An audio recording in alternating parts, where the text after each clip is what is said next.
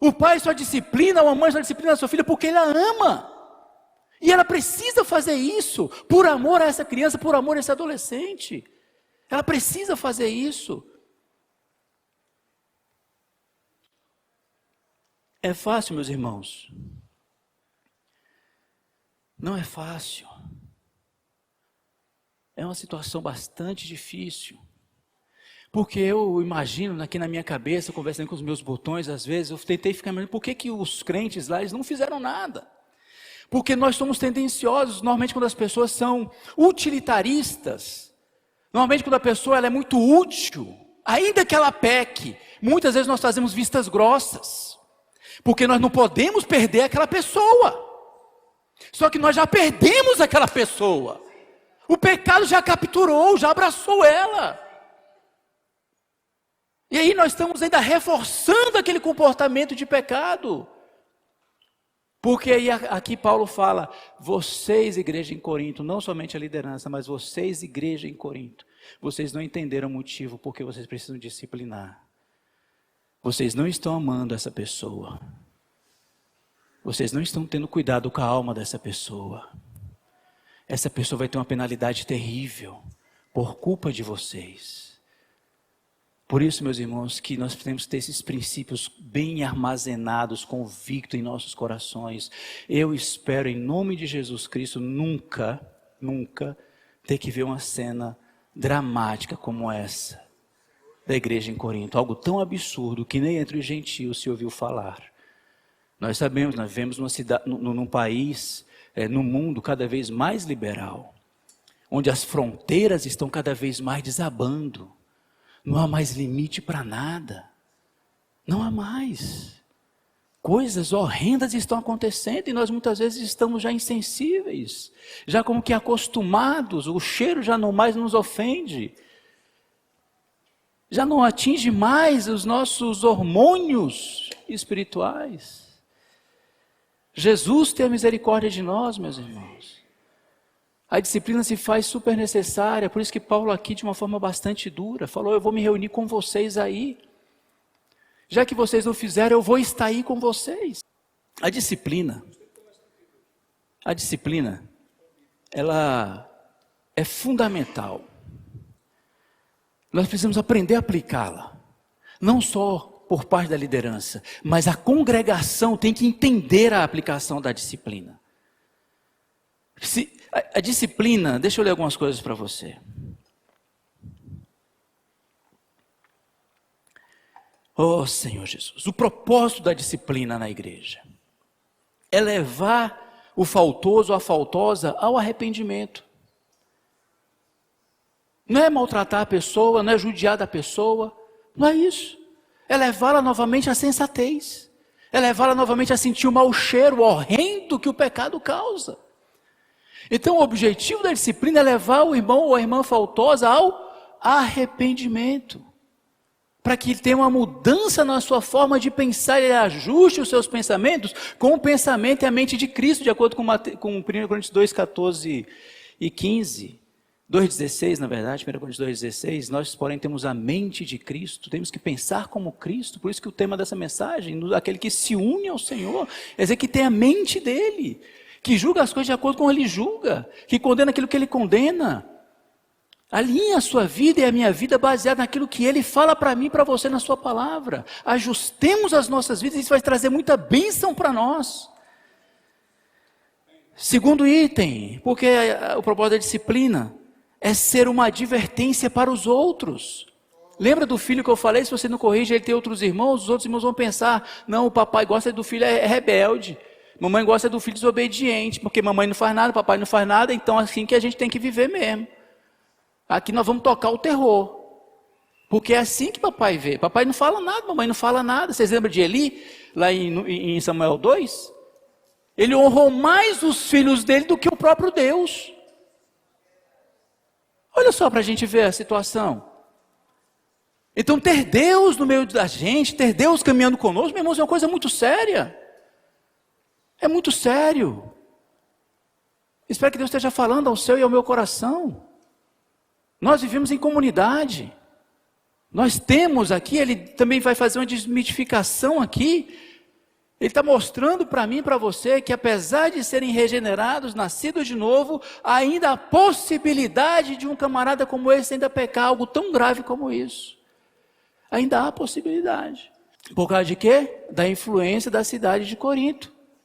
Ele se converteu, ele inclinou seu coração para Cristo, mas ele trouxe todos aqueles costumes, aqueles hábitos velhos lá da cidade de Corinto para a igreja de Corinto. Então ele achou que na igreja também era assim. Aí Paulo fala, vocês estão andando muito ensoberbecidos, vocês estão muito vangloriosos. Olha como é que vocês estão andando, vocês não estão lançando fora esse velho fermento, essa velha maneira de vida. Lança esse troço fora, expurga esse negócio do meio de vocês, porque Deus está entre vocês. Deus está entre vocês. E eu quero ter Deus entre nós. Quero que Ele caminhe no nosso meio, que Ele fale conosco, que Ele nos fortaleça quando precisarmos, que Ele nos mantenha de pé, nos mantenha vivos, nos mantenha encorajados. É o que nós queremos.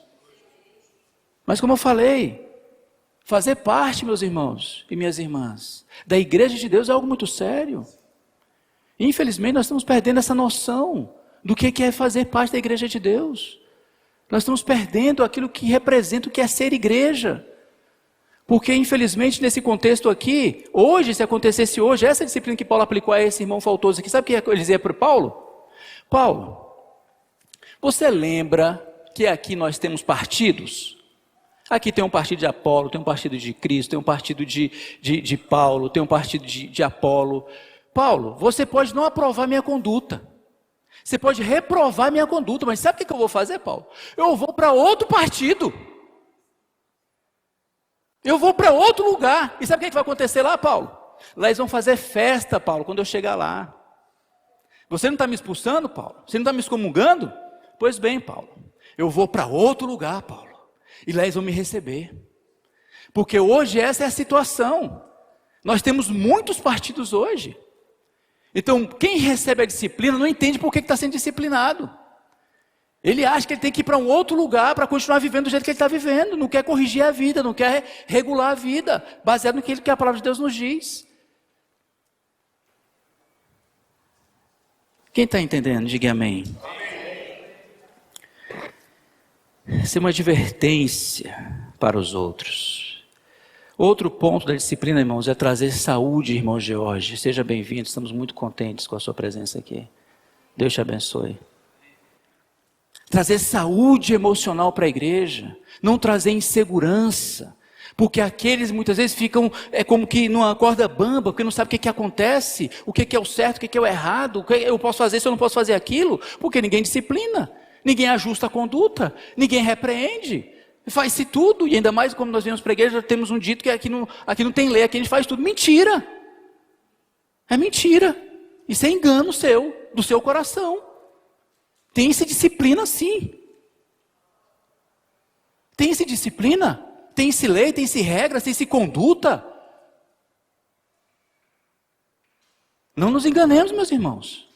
Não nos enganemos. A igreja é de Deus. Então, trazer saúde emocional e espiritual para a igreja. Para toda a igreja. Para todos os nossos queridos irmãos e irmãs. Outra coisa da disciplina da igreja é fazer uma distinção clara, meu irmão. O que é mundo, o que é igreja. Uma vez que se aceita o pecado no seio da igreja, não há nenhuma distinção entre o mundo lá fora e o povo aqui dentro. Porque o que o povo faz lá fora, nós fazemos aqui dentro também. Qual a distinção, qual a diferença? Como é que o mundo, como é que a igreja vai ser sal da terra, vai ser luz do mundo, se ela mesma está em trevas? Imagina como é que fica o caráter de Deus quando nós falamos de Deus para as pessoas, quando vamos sair na pregação dinâmica, quando vamos anunciar o evangelho para as pessoas. Então há um testemunho coletivo que nós como igreja devemos dar a este mundo perverso. A disciplina tem esse propósito, esse objetivo, ao qual nós temos que preservar, temos que manter, temos que aceitar. Se foi afastado por algum momento, meu irmão, aceite. Busque a face de Deus. Deus, muda o meu coração, muda a minha atitude, muda a minha conduta. Eu faço parte do teu povo, eu te amo. Eu amo esse povo, me ajuda, Jesus. E aí, o tempo vai dizer se nós nos arrependemos ou não. Não é simplesmente a minha verbalização, eu me arrependo. Porque tem muitas pessoas, por exemplo, 7 casos no Antigo Testamento que a pessoa falou, eu pequei, na verdade a pessoa não se arrependeu coisa nenhuma.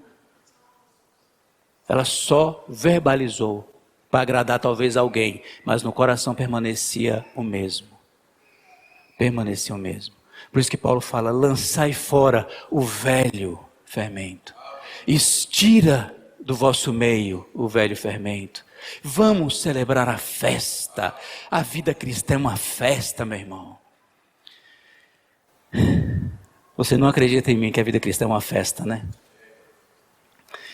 Irmãos, não tem coisa mais gloriosa para o ser humano quando ele de fato conhece a Deus.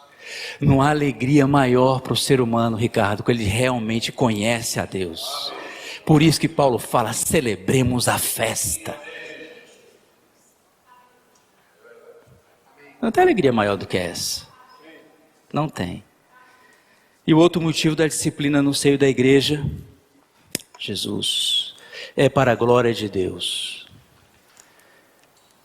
O objetivo e o propósito pelo qual eu e você existimos, em primeiro lugar, é glorificar a Deus. É glorificar a Deus. Deus é santo. O seu povo é santo. Então, meus irmãos, os irmãos compreenderam a importância da disciplina na igreja. E quando Paulo pede para... Ele usa algumas expressões, irmãos, aqui muito fortes. Ele fala, tirai do vosso meio. Ele fala lançar fora. Ele fala expulsar de vosso meio. E aqui ele tem como principal objetivo da excomunhão, da excomungação de um irmão faltoso. Aqui não é do seio da igreja. Isso é importante nós ficarmos cientes. Não proíbe-se que o crente faltoso venha às reuniões. Pelo contrário, se ele arrependeu, se ele vem para as reuniões. O que ele está excomungado é da comunhão, da koinonia, da mesa e da ceia do Senhor. Um crente faltoso, ele não pode participar da ceia do Senhor, porque isso é coisa séria. Nós vamos fazer amanhã.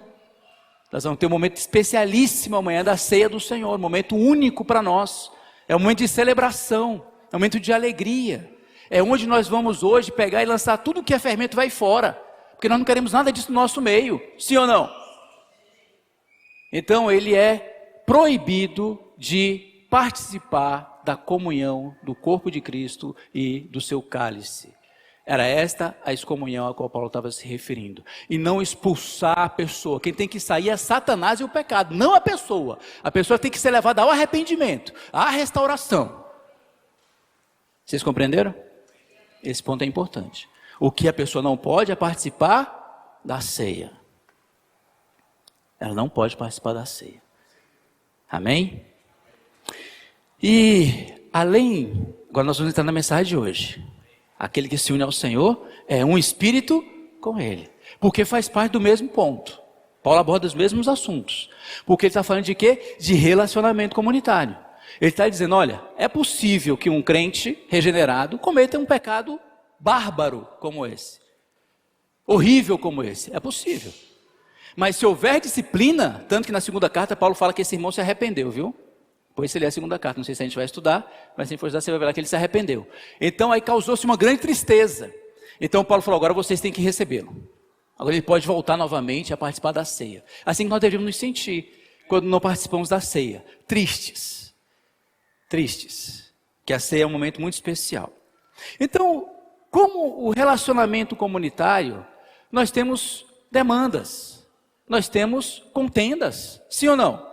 Olha que Paulo fala aqui no versículo 1 do capítulo 6. Aventura-se algum de vós, tendo questão contra outro, submetê-lo a juízo perante injustos e não perante os santos? Versículo 1 capítulo 6. Está dizendo, essa igreja santa, essa igreja amável, ela tem demandas. Porque aqui é um ajuntamento de crentes imperfeitos, sendo transformados pelo Deus perfeito. Então até nós chegarmos ao ponto da perfeição, nós teremos demandas. Nós teremos contendas. Então a ideia fantasiosa de que nós não temos problemas no meio da igreja, isso é mentira. Aí você fala assim, irmão, eu não quero ficar na igreja de Corinto, uma igreja muito complicada, eu vou para a igreja em Filipos. Aí quando você chega lá, você encontra lá uma Síndica e uma Evódia, brigando lá também, se pegando lá também. Porque essa é a comunidade que Deus está transformando, irmão Jacó. Nós não somos perfeitos. Olha nas costas do irmão do seu lado aí, vê se tem uma asinha de anjo aí para ele. Faz só uma olhadinha assim, vê se tem algumas pontinhas de asa de anjo aí. Vê se tem uma areola sobre a cabeça dele. Um garfinho. O garfinho é por conta do Natal, tá? Então Paulo está desmistificando a ideia de que muitas vezes, irmão, não vou ficar no meio dessa igreja, porque os irmãos aqui são falsos. Eu friso novamente, tem lugar para mais um. Tem lugar para mais um. Porque é aqui onde nós somos transformados. Aqui onde o Espírito Santo tem liberdade para poder trabalhar os nossos corações, para nos levar a reconhecer o nosso pecado. Então, afugentar-se ou sair-se da igreja por causa dos seus problemas é um equívoco. É suicídio espiritual. Você sabe por que Paulo está dizendo aqui, olha, se você sair da proteção, porque a igreja é uma proteção. Se você sai debaixo dessa proteção, você vai estar sujeito a Satanás, ao governador desse mundo, ao príncipe deste mundo. Cuidado! Porque você perdeu a proteção da igreja. Então, existem contendas, existem demandas entre os crentes. Deveria existir? Não. O problema é que a igreja não trata muitas vezes com essas questões. O problema é que muitas vezes, o problema que não foi simplesmente o pecado, é que os irmãos se acostumaram com o pecado. E nós não podemos nos acostumar com o pecado. Então, veja, nessa comunidade, nós machucamos e somos... Nós machucamos e somos? Meu irmão, se você fazer uma entrevista com todos aqueles que se congregam em algum lugar e perguntar assim, meu amigo, você já foi ferido alguma vez na igreja? Alguém um dia já lhe ofendeu? Você tem mágoas à igreja? Eu tenho certeza para você que 99,9% das pessoas vão dizer sim. Vão dizer sim. Tanto que foi ferido, quanto ele fere também, só que ele não percebe, ele só acha que só ele é ferido. E aí ele acha que a solução é ir embora. E a solução não é ir embora. A solução é que Jesus falou. Te ofendeu? Então você vai procurar a pessoa. Resolva essa pendência. Resolva essa questão. Só saia da porta daquele irmão quando você de fato resolver a questão. Eu estava pensando. Imagina se eu tivesse um problema com o Ricardo, né? Não sei porque ele sempre vem na minha cabeça, né? Aí eu estava imaginando assim. Eu falei, rapaz, se eu tivesse com um problema com o Ricardo, soubesse que ele tivesse me ofendido, eu ia lá para a porta da casa dele, lá tem um interfone, eu ia interfonar, ele não queria falar comigo porque ele está com raiva de mim, sim ou não? Aí ele ia mandar a Haddad ou a Zaine, ou talvez a Arlete. Aí ele dizia assim, irmão, o meu pai, ele não quer falar com você não. Eu falei, não, tá bom, dá um recado para o seu pai. Fala para ele que eu estou sentado aqui na porta, e o meu carro está na porta do portão grande dele.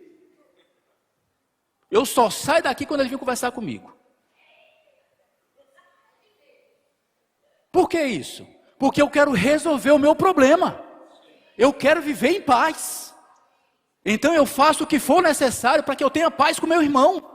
Para que possamos vir amanhã e partirmos o pão, e uma celebração, uma festa para o nosso Deus e para nós.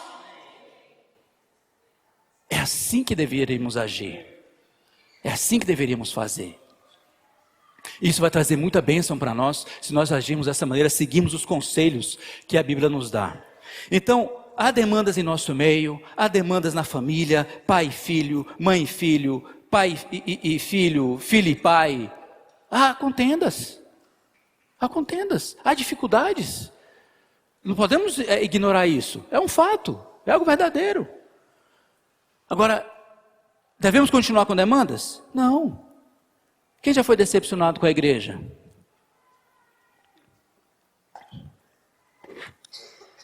Nós também já nos decepcionamos, irmãos.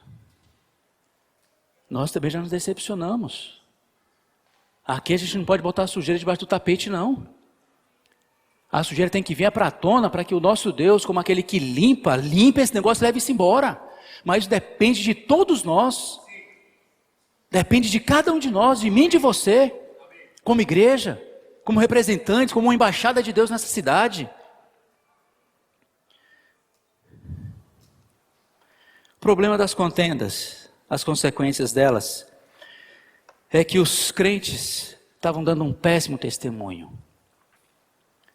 O povo que era separado, o povo que tinha como característica principal o amor uns aos outros, eles agora estavam tendo contendas.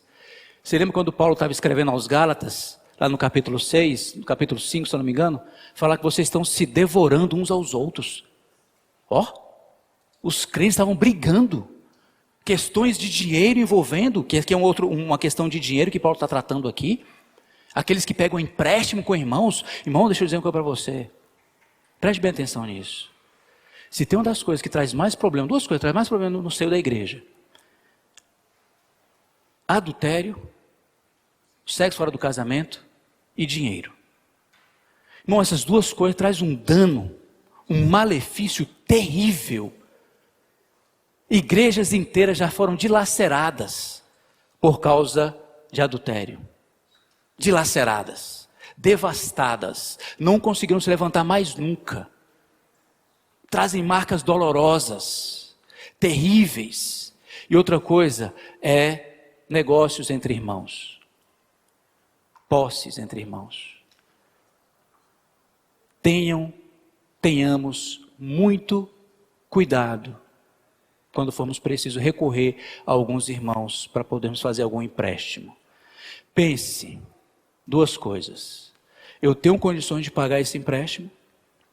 Outra coisa, quando pagarei esse empréstimo? Porque a quem eu estou pedindo, ele tem que saber. Se eu não posso, se chegou no dia eu não tenho condições, eu devo procurar esse irmão e não fugir dele, não me esconder dele, não deixar de vir para a reunião e resolver essa questão. Tenho que ser sincero: meu irmão, me perdoe, eu infelizmente não vou conseguir pagar você hoje, como eu havia combinado com você. Me dá mais um prazozinho de uns 10 dias que eu vou conseguir sanar essa dívida com você. Isso é para quem pede. A atitude para quem empresta. Para que nós tenhamos o que, irmãos? Paz. Paz. Para que haja harmonia no seio da igreja. A atitude para quem empresta. Duas coisas. O dinheiro que eu vou emprestar vai me fazer falta no meu orçamento? Eu vou cobrir um santo para descobrir outro? Eu tenho que pensar nisso. Correto? Se porventura a pessoa que eu emprestei não puder me pagar, qual deve ser a minha atitude? Qual deve ser a minha atitude? Perdoar. Eu tenho esse coração, por isso que Paulo fala: vocês fazem um dano, vocês cometem a injustiça, vocês mesmos estão fazendo isso. Então, para quem empresta, quando há sociedade entre irmãos, pense muito bem, meus irmãos, que muita gente já abandonou a fé por causa disso. Muita gente tropeçou na vida cristã por causa disso. Dinheiro. Dinheiro é um negócio complicado de se lidar com ele. Tem que ter muita sabedoria. E aí, quando essas demandas acontecerem, meu querido irmão, minha querida irmã, não procure um tribunal lá fora. Procure um irmão maduro, mais experiente. Nós temos o irmão Natal que pode nos auxiliar, temos o Ricardo que pode nos auxiliar. Os procuremos. Irmão, aquele irmão, ele pegou um dinheiro comigo e até hoje nada, já foi com ele não sei quantas vezes, ele até hoje não sanou o problema. Me ajudem para ver o que é que nós podemos fazer. E os irmãos vão nos ajudar. Talvez eles digam para você, como Paulo disse: irmão, sofra o dano. Irmão, sofra a injustiça. Tu quer conselho melhor do que esse? Ninguém diz amém desse conselho, né? Ó Senhor Jesus. Versículo 7: porque o só existir entre vós demandas, já é completa derrota para vós outros. Por que não sofreis antes a injustiça? Por que não sofreis antes o dano? Isso, meus irmãos, nada mais é do que perdoe. Perdoe. Perdoe. Ele não pôde. Aí você tem que ser claro para a pessoa. Não diga assim para os outros: não, irmão, mas eu perdoei ele. E conversa não perdoou coisa nenhuma, não. Você só vai perdoar ele quando você chegar para ele: irmão Natal, eu perdoo aquela dívida. Sabe aquele dia que você pegou comigo? Aqueles R$1.000? Você lembra? Ele esqueceu. Olha, eu perdoo você aquela dívida. Tá bom? toca aqui, está perdoado.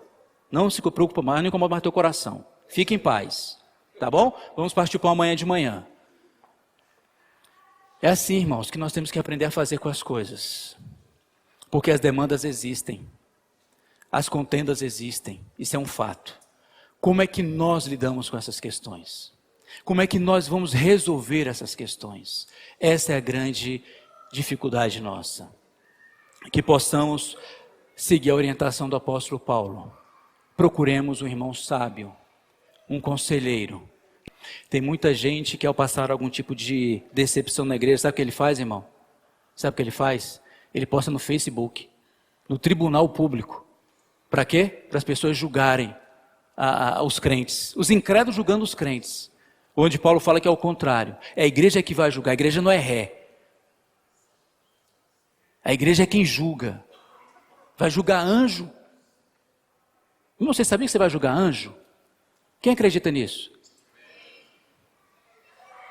Está aí na palavra. Eu acredito porque está na palavra. E esses anjos aqui são os anjos caídos, tá? São aqueles anjos que se rebelaram contra Deus, juntamente com Satanás. Então nós vamos julgar. E Paulo fala no versículo 3. Não sabeis que havemos de julgar os próprios anjos? Quanto mais as coisas desta vida. As coisas que acontecem conosco. Discernimento, sabedoria, entendimento. Até onde eu posso ir, até onde eu não posso ir, há limites. No versículo 12 até o versículo 20, Paulo vai falar a questão do corpo e do sexo. Os crentes em Corinto, devido à condição da cidade ser altamente promíscua, eles estavam fazendo a mesma coisa dentro da igreja. E aí eles perderam completamente o seu limite. Eles acharam que a liberdade cristã deles era uma liberdade total, incondicional, sem nenhum tipo de restrição. Porque é assim que os gregos pensavam acerca do corpo. Podemos fazer com ele o que a gente bem quiser, do jeito que a gente quiser, da maneira como a gente quiser. Não. O corpo foi criado por Deus e para Deus. Por isso que ele fala no versículo 20, versículo 19, o qual tendes da parte de Deus e que não sois de vós mesmos. Porque nós somos comprados. Nós pertencemos a Deus. Nós somos de Deus. O nosso corpo é de Deus. Devemos cuidar bem dele. Devemos fazer bom uso do nosso corpo. Não com a imoralidade. Que é o grande problema do versículo 12 até o versículo 20. Porque os crentes gregos, eles achavam que tudo era lícito. Paulo falou, negativo, peraí, opa. Não é bem assim não, meu amigo. Que mente é essa? De onde está vindo essa cosmovisão sua? Está vindo lá da Grécia Antiga? Não. Há limites, há restrições. O contato entre nós tem que haver restrições. O contato entre os jovens do sexo oposto tem que ter restrições, tem que ter limites. Não pode ser abusado assim de qualquer jeito. Não. Temos que preservar a pureza da igreja de Deus. Amém? Vamos orar? Vamos orar a Deus, para Deus nos dar um coração disposto a obedecer a sua palavra. Arlete, fecha as portas, não deixa ninguém sair. Nós vamos orar. Vamos pedir a Deus iluminação do Espírito Santo, daquilo que nós ouvimos hoje. E depois nós podemos formar pequenos grupos para termos mais comunhão acerca dessa palavra. E que Deus nos abençoe em nome de Jesus.